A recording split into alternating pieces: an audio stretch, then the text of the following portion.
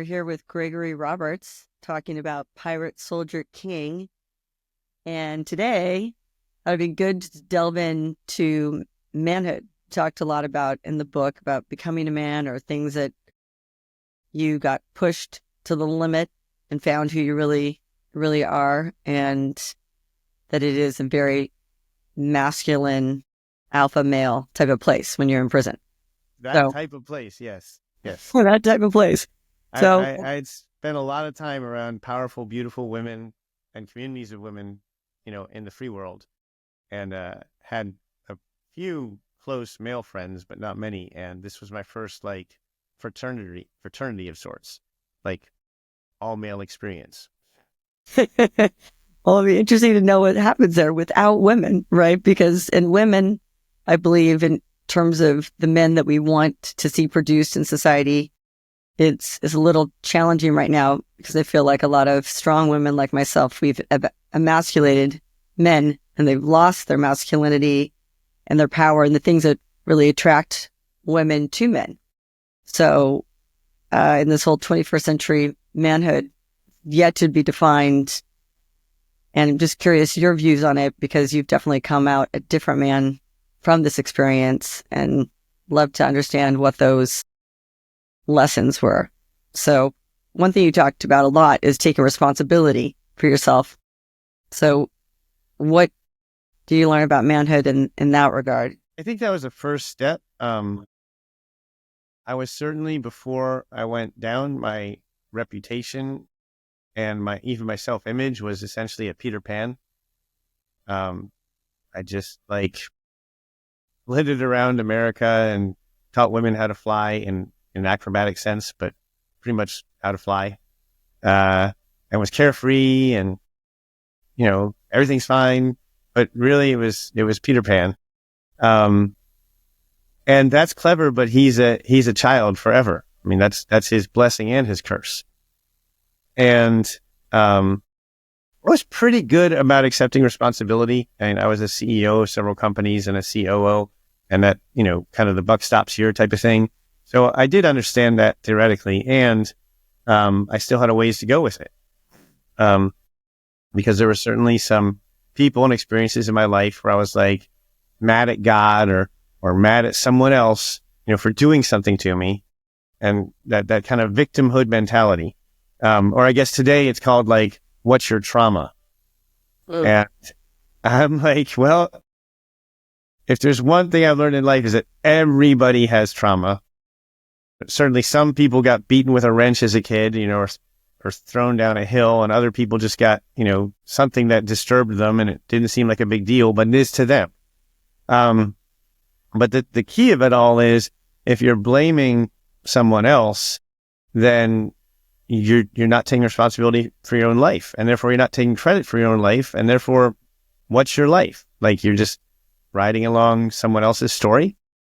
And it was actually, reading a book called Purpose Driven Life. And I think it was chapter 5. And it said something who are you still angry at in the world? And I was initially, and I was taking notes. I was nobody. Good. And the more I thought about it, I was oh, there's that one dude I just want to kill. Actually two people. True. And from different segments in my life. And Purpose Driven Life basically said, do you think that your anger at those people is causing them harm? Do you think it's getting back at them? Do you think that when you stew in your emotions of victimhood, that it's that's your vengeance? These people have forgotten about you. You're a casualty, 20 years ago on the side of their road, and they've driven 1,000 miles past it. And, but it's still stuck in you, and it's actually causing you harm. And when I saw that and recognized it, I mean, it was like a blow to the stomach. And I was able to release it and able to own it and be you know what? Every single thing in my life, my choice. And how did you do that? How did you actually release it? I mean, you talked about you had some time in solitary and you're literally looking at yourself. I mean, did you have a mirror or were you just kind of having a one-on-one talk with yourself and trying to be honest with yourself? Does it seem like you have those moments because you have a lot of alone time? Yeah. I mean, you, yeah. A lot is an understatement. All you have is alone time. Yeah. Literally. So the mirror, I mean, I had a scratchy mirror that was blurry and stuff, but the real mirror is the psychological mirror.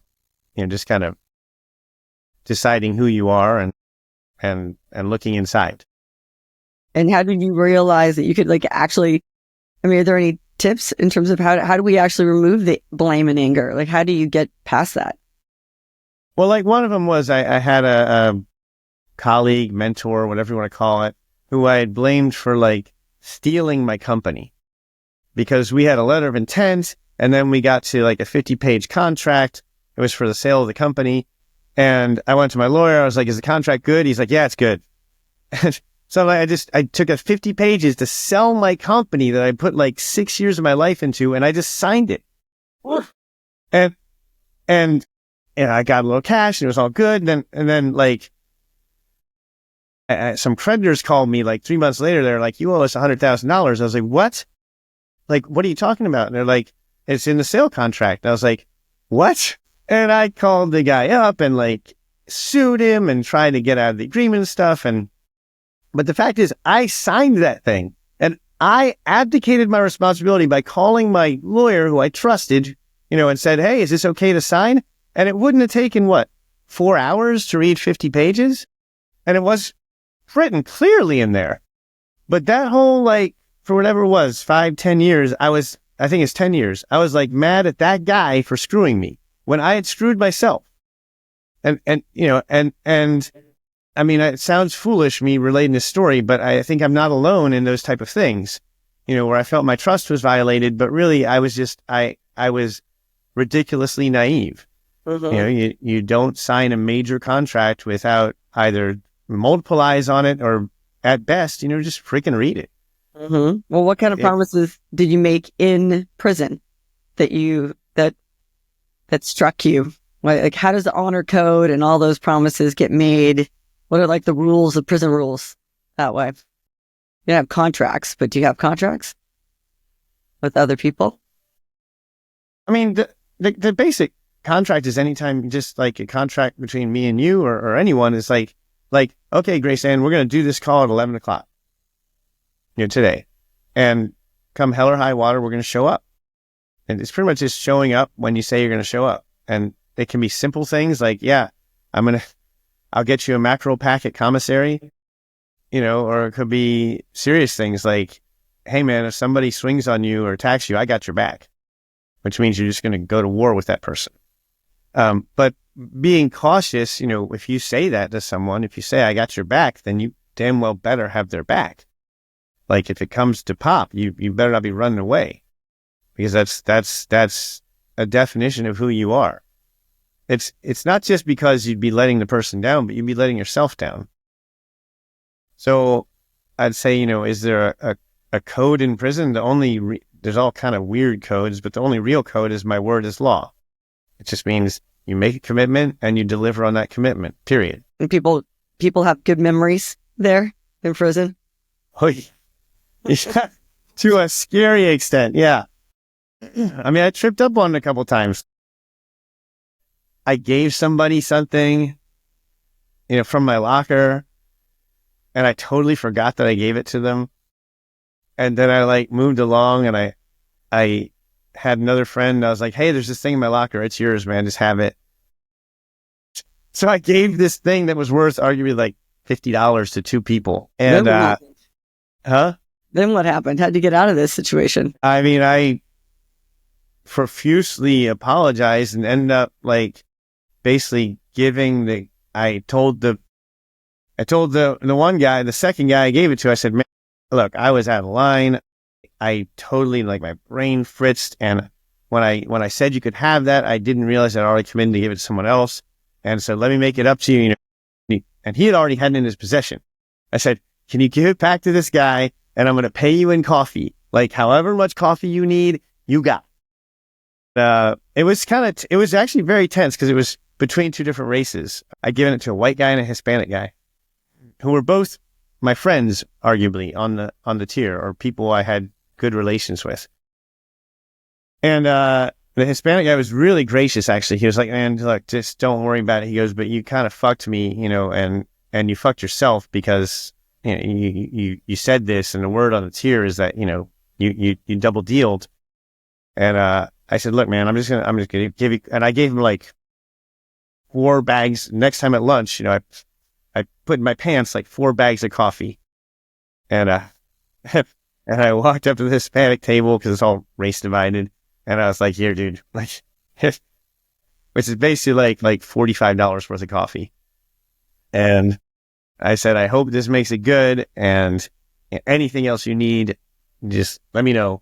And he was like, man, it's good. And I didn't even ask for that coffee. I didn't want that coffee, but I appreciate you making good on it.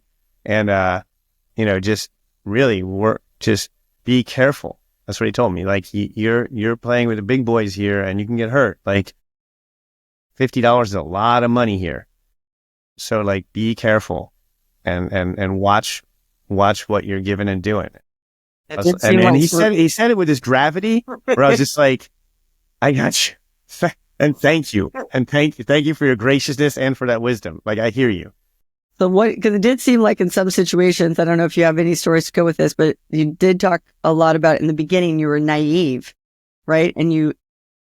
So in terms of kind of becoming a man or, growing into manhood from some kind of naivete that you might have had, what were some of those things that you were naive about that you got smart about that still carry through today when it comes to how to operate in the world? I think one of the things is that, like, as a kid, I was just always like happy-go-lucky guy.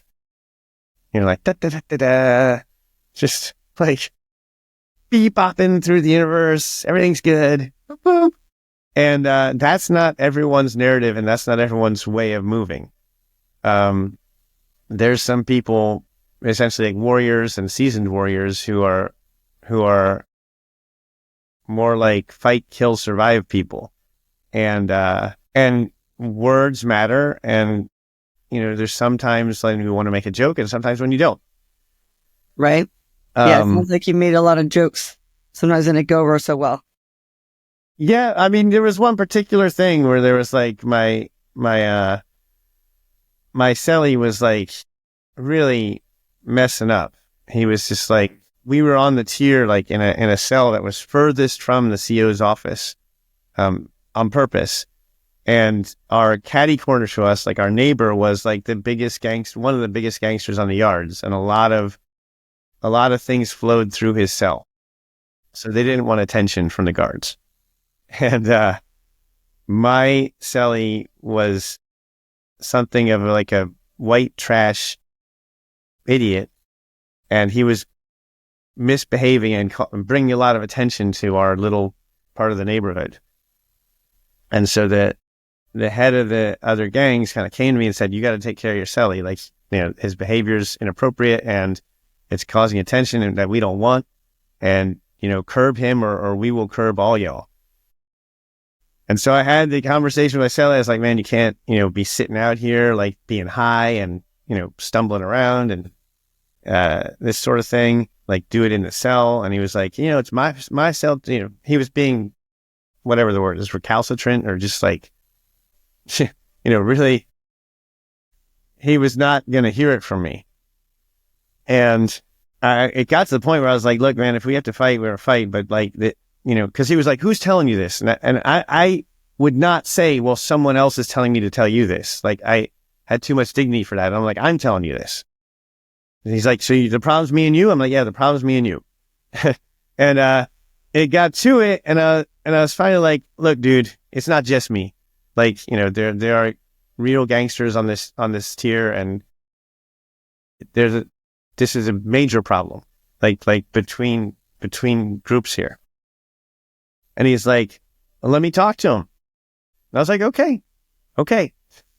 And so they basically sent in like their number one hitman, for lack of a better word, like the guy who did the dirty business. Like, he wasn't the head, but he was the hand. Like, he was the knife carrier, and he was the guy who would just like, you did not mess with this guy. So he's like, starts to come into our cell, and I'm like, okay, this is a bad look. I said, you know what? Don't come in our cell. We're going in your cell. Mm-hmm. So we go in their cell, and he's like, look, man. And he lays out the situation and tells my cellie, like, you know, you can't be doing this. My cellie still is like, you know, you can't tell me what to do. Mm-hmm. Because that's actually a manhood thing too, is like, no man can tell another man what to do.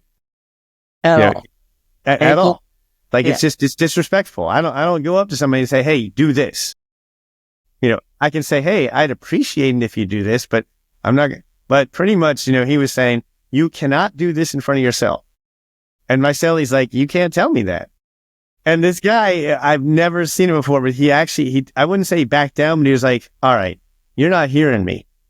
And at that point, both of the top gangsters, like, of the yard walked into the cell. So it's now 3 of them and 2 of us, like 3 Hispanic guys, 2 white guys. And these are hardcore ballers. One of them's doing 25 years. One of them's doing life. They run a lot of the material through the yard. And the one who's the kind of the real head of it tries to be really political and gentle about it. My cellie's still being like, just not hearing it.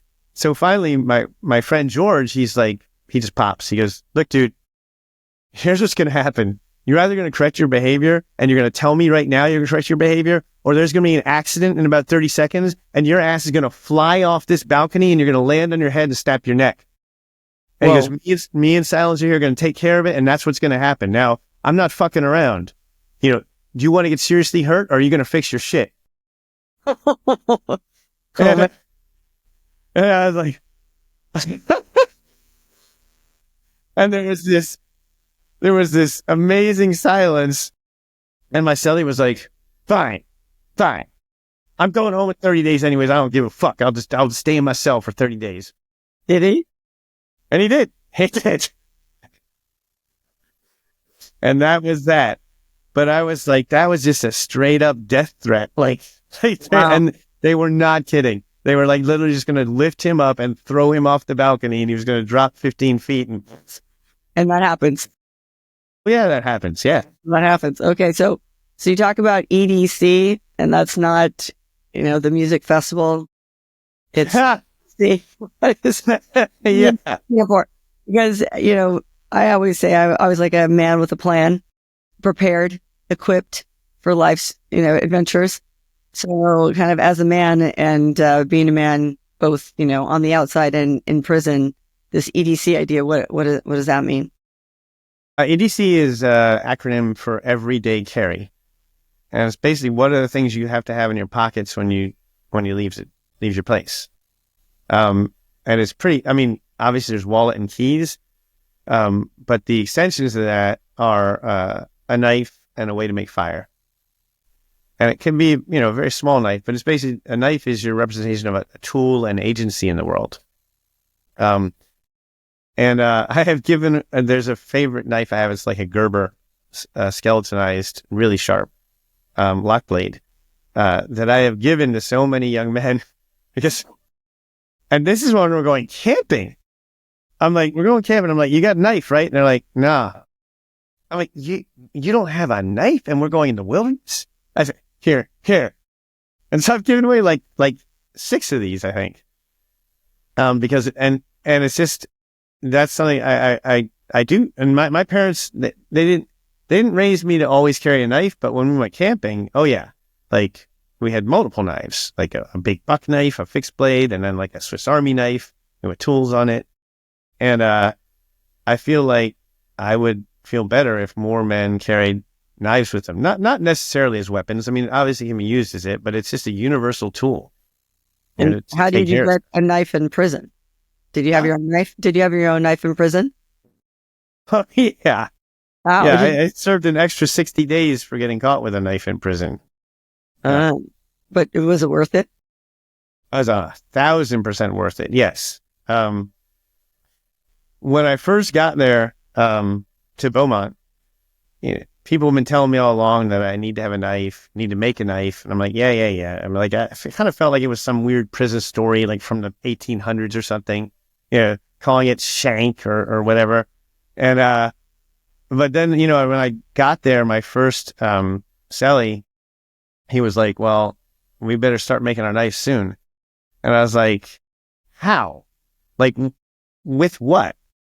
And he's like, it's really simple, man. You just like, we're going to get some dental floss and we're going to like carve the locker and we're going to make a blade. Then we're going to sharpen it on the floor and on the sink. And I'm like, dental floss? Because the lockers are made of like 8-inch thick steel, like plate steel, welded. And he's like, yeah. I'm like, man, you're just full of shit. Like, that's not happening. I'm not doing it. And you're going to, it's like some joke. You're going to laugh at me. He's like, yeah, whatever, dude. Okay. Well, I got diagnosed with COVID like 3 days later. I got put into the quarantine ward, which is all single man cells. And I get into my cell and I walk over to the locker and I open up the locker and I swear there's like this knife shaped like a 7-inch kitchen knife carved out of the edge of the locker. And I look at it and like, it's got cut lines. And in one of the cut lines is a piece of dental floss, just like hanging out, like ripped and hanging out there. And I was just like, it was one of those moments where I was like, holy shit. Like, that's crazy. That is, and it was like a big knife. It was like the blade was that big. And, so sure enough, I got to my real cell with my real celly and, there was already some knives in the tier. My celly left. So he donated me a knife because the knives stay with your race. And, so I had that one. And then I got like a real hardcore celly, just straight up gangster. He came in fresh off the streets and he immediately was like, where's the knives? That one's not good enough. We're making one. And so we cut one out of the locker and dude, our hands were bloody. I want to say it took more than 12 hours to cut that thing with the dental floss and just going like this all day and night. And while I'm there and while we're sleeping all night long, all you hear is this. I don't know if you can hear that sound. Yeah, I can hear it. Yeah. But it's like, that's the sound of metal on cement because all night long, everybody's sharpening their knife.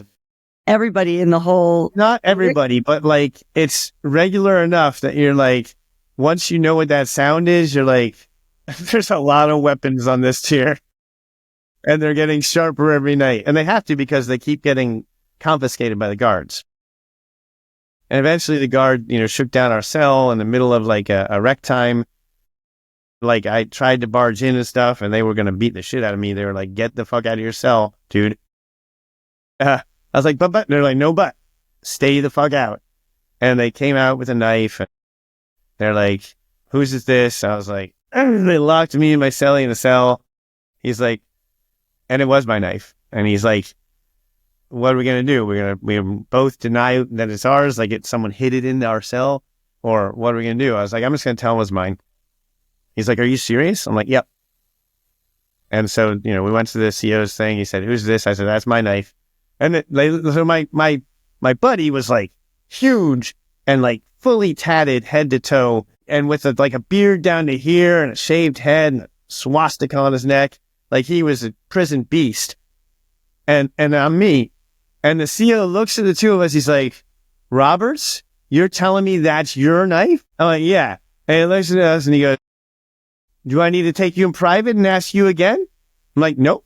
And the guard he laughs and he goes, okay, you're going to take the shot. Wow. We went back to sell my celly. It was a good move. So they added 60 days to my sentence, which hurt. I mean, that stung. And more importantly, they were like, look, we catch you with another knife. That's 18 months on your sentence. Another, gonna be like 5 years. Like, don't fuck with us. And so I kind of went to my celly. I was like, look, man, like I did that. He's like, yeah, and I appreciate that. I go, I'm not carrying another knife. Like I am 16 months away now 18 months away from seeing my children and I will see my children. So that's, and it worked out. Or what happened then? Just you were knifeless for the last 18 months? Yeah. I mean, there's a way, like I had friends with knives, and they were basically like, look, dude, if the shit pops, a knife will fly under your door and you will have it like immediately. So don't worry about it. Wow. So I didn't have to, huh? They did have your back. Yeah. Truly, Wow. I guarantee it. Yeah. And the most important thing is like prior to that, I had to wear a knife through metal detectors. Whoa. Like when we went out to yard, I was freaking had a knife strapped to my waistband and walking through metal detectors. Metal detector go off. I'd be like, "Hey, no problem, guard. Don't worry, man. It's my fucking watch." Yeah. Like just bullshitting, praying that they didn't pat me down. Yeah. Okay. You got through that. Well, okay. So then you talk about fire. So you have a knife and then fire. How do you actually end up with fire in prison? Other than like if you work in the kitchen, I guess. How does that work? There's 100 ways to start a fire, but the easiest is probably just with a battery. You do a battery and you take wire, which you can strip from all kind of things. I mean, you would not believe the places. So you get a little piece of wire and you get a battery and you short the battery. The wire, if it's thin enough, it gets like superheated, and you take a little toilet paper and you twist it into a wick and you blow on it just right with that heated wire, and the toilet paper lights, and then you have a little fire and you set the fire underneath your toilet and you cook. You make your hot water for coffee or whatever you need. You're cooking in your... God, yeah. Yeah. And the guards don't stop you? I know. The guards are just to stop people from killing each other, and barely even that. Like the prisoners run the prison. So, yeah. I mean, there was like a full Hispanic, like they made like chimichangas and burritos for like, they charged like 20. They stripped their whole, like there was a desk, not that big, but like a desk this big, like 2 feet by 1 foot in each thing. And they like stripped all the paint off the top and put like 2 burners underneath it. I mean, you take blankets and you roll them up and you soak them in like butter and, so that they catch on fire. And so they had like 2 burners, and so they had a full grill, that was open like every Friday. Yeah. For chimichangas? Yeah. And burritos and quesadillas. Yeah. Cause they like stole all the butter and the stuff from the kitchen. It was freaking awesome. That's some of the best food I've ever eaten. Oh my God. Like a $12 quesadilla. It was so good. So I guess men today should be a little bit more resourceful, because you're obviously very resourceful in prison, right? Yeah. I think just some basics, honestly, like a survival workshop. It's like, hopefully no one will ever need to survive, but just that knowledge that you can, I think changes how you move through the world fundamentally.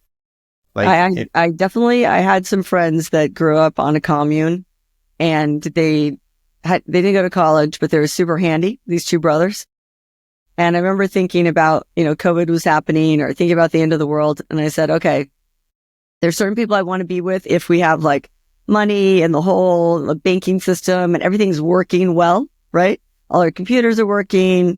There's people I want to hang out with there. But then I thought to myself, okay, these 2 guys, they have all the shit goes down. I'm going to go fight in that, because everybody else is going to be useless, right?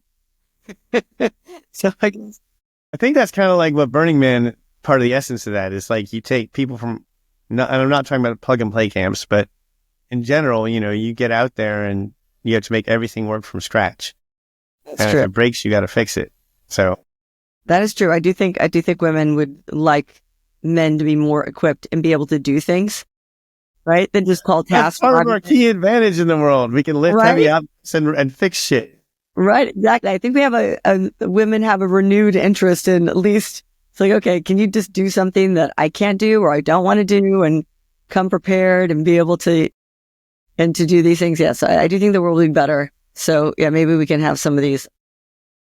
Yeah, we don't have to go to prison to learn them, but it would be good if we could teach young men. Like I said, just basic survival training. REI teaches courses. Like they take 16 people out who have never been camping before in the wilderness, and yeah.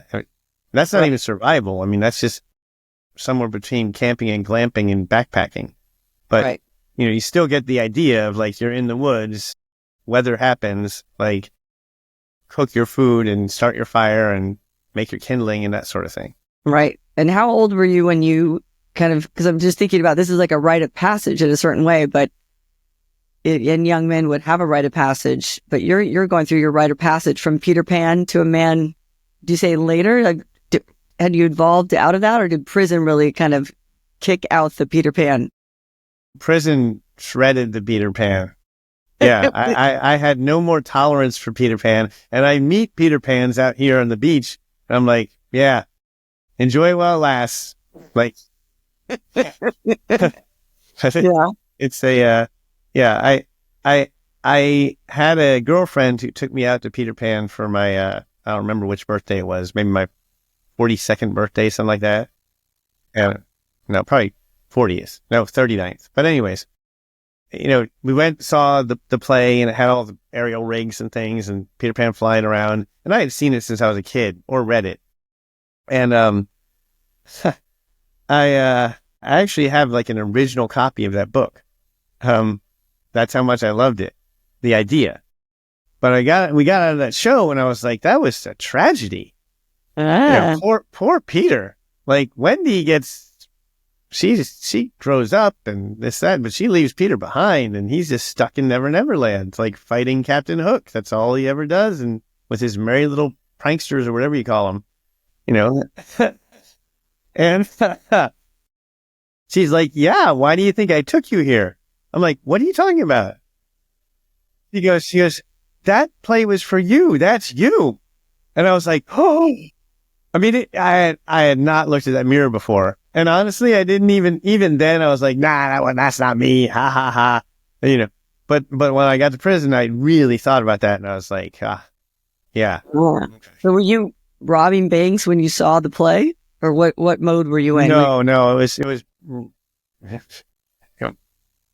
was before then. Before then, it was on the path. Yeah, it was on the path. And so Peter Pan and coincides with the archetype pirate. Would you say? I would say, yeah. I mean, Captain Hook is his adversary, but he's as much a pirate as Captain Hook is. He's more Robin Hoodish. Right. Okay. But, and that was more you. I mean, it was more you, because you consider yourself more like trying to do the good thing, be more Robin Hood like. So I guess yes, right, versus Captain Hook a little bit. Well, yeah. I did always feel like a good guy, like Batman uses dark methods to get to good results, theoretically. Okay. I mean, doesn't necessarily abide by the law, like he is the law, but yeah. Right. Okay. But now you got out of the Peter Pan mode, so no more Peter Pan. Yeah. Okay. I can access it. For certain things, it's not bad. For playfulness. Right. We'll talk about playfulness later, but okay. I mean, for certain things, it's not bad as long as it's seen for what it is. Like it's not an end in itself. It's more of a mode. Okay. Right. Okay. Do you talk about kind of getting to more of a killer instinct and being pushed to the limit, so you actually know like who you are, like you stand up for yourself, or you fight for yourself, or you come face to face with that strength that you have inside you. So how did you get to that killer instinct and that ability to fight for your tribe, fight for yourself, that type of thing? It was actually a singular moment. I had arrived at Beaumont. I'd been through quarantine. I was in my actual landing cell with a kid who'd been incarcerated since he was 14 years old. He was I think 36 when I met him, but he'd been through juvie, and just basically most of us, or I should say, not most of us, but I started to count how many years of my life I spent in prison, how many years of my life were wasted. They weren't wasted, but how many have I lost to prison? But this kid was like, hey man, I've spent a total 2.5 years in the free. I was like, holy shit. He's 36 years old. He's been in the free world for 2.5 years. He's just been in and out of prisons his whole life. So this guy was hardcore, a lot of respect for him. His name was Travis. And he's the one who was leaving, and he gave me my first knife. And, but he was you got to learn to use this knife. And so we stabbed the mattress. He was like, a body is hard as this mattress. You think you're slicing through butter. It's not butter. It's tough skin, which is leather, and then muscle, which is even harder, gristle of steak, and then bone. You got to get through all that to the organs. You got to You gotta like, if you're stabbing, you're not like going knee, knee, knee. You know, you're trying to kill the motherfucker. Wow. And so I'm like stabbing my mattress, and it's hard. I mean, it's like I'm almost pulling my arm muscles, like it's. And he's like, I'm not letting you stop until you stab fully through the mattress, like through the front, through the battens, and through the back side of it. Like I want to see the tip of the knife on the other side of the mattress. I'm like, and I mean, I was shocked at how hard it was. But you know, so I lay in bed that night, and I was like thinking about like stabbing a human, you know, getting in a fight, and I was like, I don't know. Like that's pretty extreme, you know, and but I can't explain why my head went here, but I was like, here's how it's going to go down. You're going to be in a knife fight with somebody, and on the other side of that person is your kids. Ooh, because like this person you're trying to kill each other. Because you're not messing around. You're not like dancing with a knife for fun. Like that's you know, you are trying to kill each other. So if they kill you, you're not going to see your kids again. So there's only really two options. Like they kill you or you kill them. I was like, and I just stood there, like lay there in bed. And I like just kind of went inside myself. I was like, what am I willing to do to see my kids again? And it just kind of welled up like an hour and a half in or 2 hours in. I was like, I'm going to kill that motherfucker. Like nothing's going to stop me. I'm driving through that person with a blade. And I realized I could and I would. And there are certainly many, many people, if not most people on the yard who have far more combat experience than me. But I realized in that moment that part of my character is my heart. And there's a saying that says, it's attributed to Mark Twain, but it's like, it's not the size of the dog in the fight, it's the size of the fight in the dog. That's a good quote. Which is basically like, I mean, it's about heart and courage. Like, and if you make the decision that you're not stopping until you're done, that you're going through this and you're going to get to the other side. In my case, the other side was seeing my children. Mm-hmm. Then that decision's made, and you're going to do whatever it takes to get to that decision. And that night, I made that decision. And honestly, I'd been walking in fear before then. Like, I was kind of walking around like, you know, I don't want to get in a fight with anybody, this, that, and the other. And after that, I just walked around with my chin up. I was like, if I have to, I will. I hope I don't, but if I have to, I know what I have to do. And it kind of fundamentally, some gear shifted inside of me. And it worked because I wasn't afraid. Yeah. I made a decision. And it does seem like that's good for men and women, just to kind of know the fight that's in us. I mean, we don't want to feel like we're fighting through life, but if it comes to that, to fight for ourselves and fight for the things that matter to us the most. Yeah. Right. And to strip away the fear part, because the fear, you know, like Dune says, fear is the mind killer. It's not just the mind killer. Fear is like the life killer. Like you're going to get hurt in life. It's okay. Like, you know, just embrace the pain. Like David Goggins being like the extreme of that, right? But you don't need to go that far. Just like, but realize, like, don't be afraid of the pain. Don't be afraid of death. You know, like you will die and you will get hurt, and that's part of life. So just like roll with it. And when you're confronted with it, instead of like running from it, like run into it. Right. Yeah. No, that's good advice. And it did seem like, again, there's lots of pieces of the story in the book where you definitely get pushed to the limit, where we see what you're made of in the book. So I'm excited for people to read more about that. So great conversation, Gregory, and looking forward to our next one. Delve into the book is at piratesoldierking.com. All right, piratesoldierking.com. And then you could go and read a chapter, pre-order the book, and then watch some of these interviews. Yeah, right? Watch our excellent interviews. Yes. All right. And Grace Ann, thank you so much for drawing me out. Great. Well, thank you for being the man that you are. Swagger down the street with your